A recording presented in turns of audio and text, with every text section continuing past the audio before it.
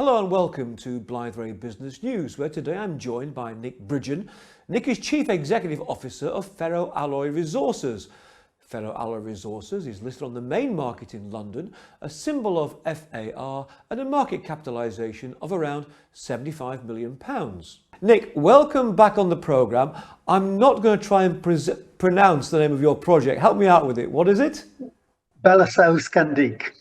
Thank you. So, at your project where you're developing vanadium, and you've also got this exciting stuff with carbon black substitute, you've just announced the feasibility study for the project.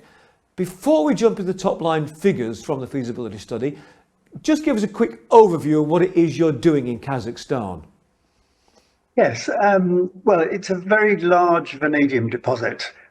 When I say larger, it's strategically large. It could supply the whole world for a decade or two on its own, I'm sure. And now we're just looking at phase one, which is based on ore body number 1 out of 7 that we have evidence are there to some degree or other. So it's just the beginning. Based on ore body number 1, phase 1 is 8,500 tons of V2O5 a year, which is already significant. And we have a conceptual plan based on 3 more ore bodies to go to 34,000 tons a year, which is extremely significant. And there's 2 things that make it particularly exciting. One is it's very low cost because it's not the standard material that most vanadium in the world is made out of. And that standard material, magnetite, requires a process which has a concentration step, and then that concentrate has to be roasted at high temperature. All this is expensive in capital and operating, and it's polluting. But ours is a whole ore leach. We developed the process. It's much cheaper in terms of capital and operating costs. So that's why we're so low on the cash curve. The other exciting thing about it is the byproduct or co-product carbon. We are planning to make a product that we call CBS, carbon black substitute. That will be about 1/3 of our revenues. It's very low cost because it comes out of the material that's goes through the vanadium plant. So it's already mined, already milled, and we can concentrate it and further treat it to be sold as something which behaves in a very similar way to carbon black, which is a very high value item. So Nick, so you've given us a sense of the enormous scale of the project there. We mentioned the vanadium, you mentioned the carbon black, you've mentioned the very low cost of the project, but let me just take you back to the feasibility study. What are the highlights that investors, potential investors, viewers should be taking out of this feasibility study? Right. Well, first of all, phase 1 only, remember. There's a lot more to come. NPV $749 million. So adding in the further phases there, we're talking about a very, very significant project. IRR 22%. That's very high already, but there's lots more to come.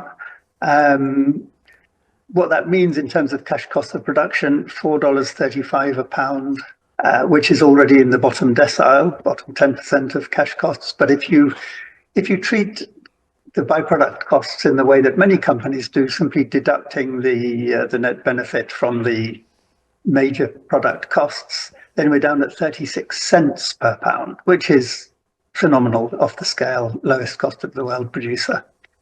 20-year mine life, conventional, easy open pit mining, not deep. Stripping ratio, modest 4.4 to 1. And we've got lots of infrastructure already there. So everything really is favourable for development. Well, having published this feasibility study, I'm assuming that you and your colleagues must be a very happy team today. Now, in that feasibility study, there are some significant optimizations mentioned. What potential do those add to the project beyond the feasibility study?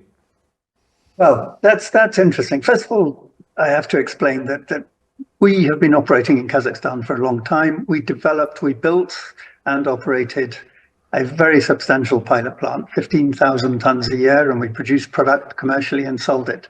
Now, this study was designed to independently verify what we knew to be the results already.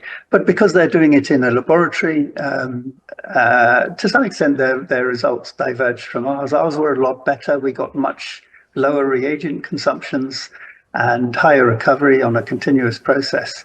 So we're sure that there is some optimization to be done there, which we'll aim to do in the next stage of engineering, the front-end engineering. We'll do a value engineering exercise in general. We know that there are opportunities to save a lot of capital cost by using local and regional suppliers. And remember, China's just across the border.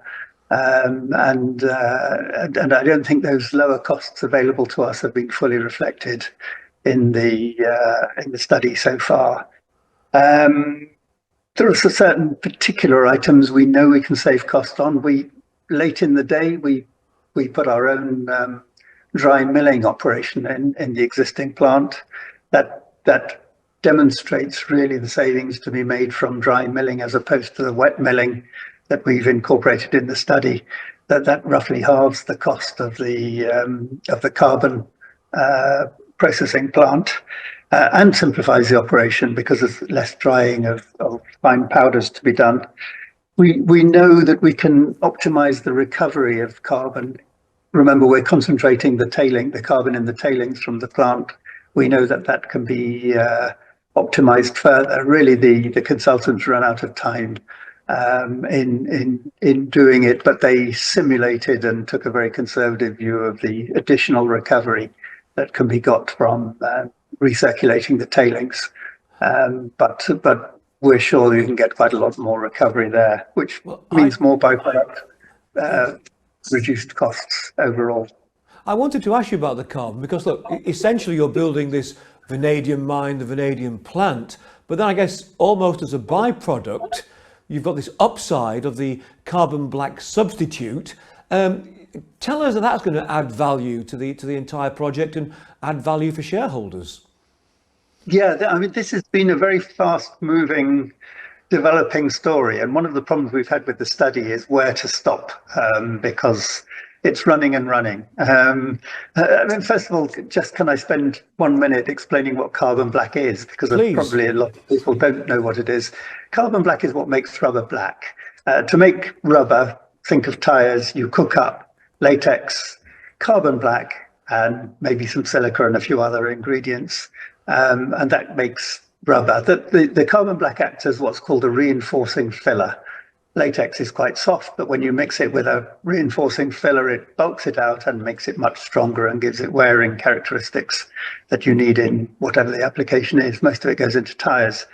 And it's a very expensive form of carbon. It's upwards of $1,000 a ton because it's made from burning hydrocarbons, and you burn a lot of hydrocarbons to make 1 ton of product. Roughly 2 to 3 tons of CO2 is produced in making 1 ton of carbon black. So that's why it's so expensive. Now our product, as I said, is just coming out of the ore. It's already in the ore and it's coming through the vanadium plant, and we simply have to concentrate it and mill it and do various things to it. And we get a product which behaves in a very similar way as a reinforcing filler. We've had the best consultants in rubber in the world testing it. They've given us the characteristics, and their marketing division has decided that, bearing in mind its reinforcing capabilities and comparing it with other products in the market, including carbon black, we should be able to sell it for about $500 a ton.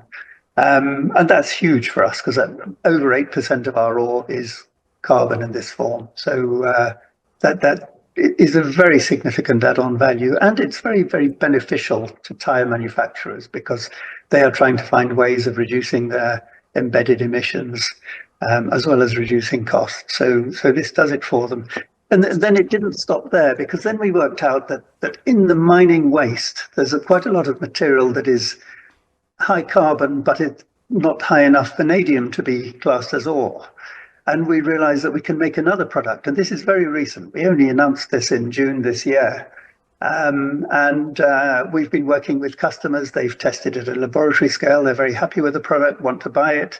It's slightly lower value because it's slightly lower performing than the existing product, but there's a lot of it. An average we calculate of about 225,000 tons a year, so almost as much as the original carbon product. And so it hugely adds to the benefits of the project, but that's not in it at all. There's no value to that in the existing study. That will come in an update later. So just for my benefit, a bit of clarity, the carbon black substitute is additional revenue for you, and you're producing it in a way which is much more environmentally sound. Is that it, simply? Yes, I mean, the environmental benefits are considerable because, as I said, there's 2 to 3 tons of CO2 emissions and other rather noxious gases produced from making conventional carbon black.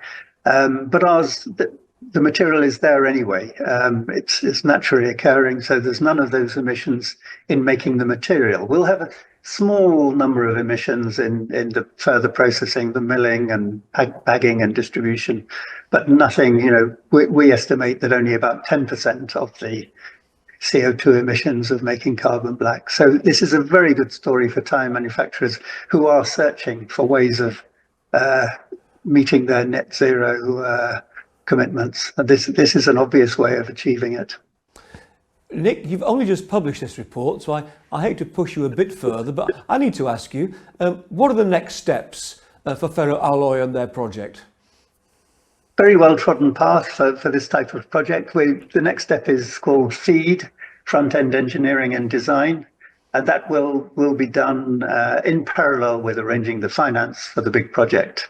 We're already talking to, we already have a proposal for a good proposal for FEED, and we're already talking to various organizations on the finance. So we've made good progress already, and I think we'll have a very fast track towards moving towards construction. Well, Nick, thank you very much for joining us today. Come back, keep us informed, and we look forward to hearing news of the progress. That was Nick Bridgen, Chief Executive of Ferro-Alloy Resources, giving us a very good update on the developments at Kazakhstan, where Ferro-Alloy is developing its vanadium and carbon black substitute project. That's it for this edition of Blythe Ray Business News. Thanks for watching.